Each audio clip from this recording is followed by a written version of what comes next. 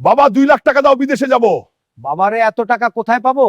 জানি না কোথায় পাওয়া, কিন্তু আমাকে টাকা দিতে হবে। দরকার হলে টাকা সুদে আনো। এমনিতেই মাথার উপরে আমার অনেক ঋণ বাবা, তোর বিদেশ যাওয়া লাগবে না, দেশেই কিছু কর। দেশে কি করব? দেশে কি কোনো কাজ আছে? তোমার কাছে এই কয়টা টাকা চাইলাম, তুমি তাও দিতে পারবা না। বাবা কি টাকা দিল?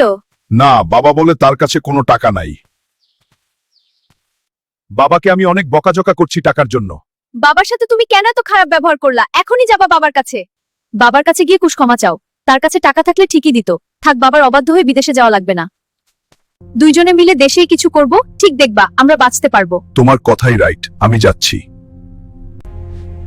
বাবা আমাকে ক্ষমা করো, কারণ তোমাকে অনেক বকাঝকা করছি।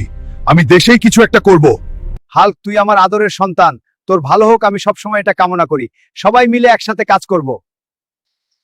বাবা, তোমাকে ধন্যবাদ। আমি তোমাকে অনেক ভালোবাসি। বন্ধুরা, সবাই বাবাকে ভালোবাসবা, আর বাবার জন্য হলেও একটা সাবস্ক্রাইব করে দিও প্লিজ।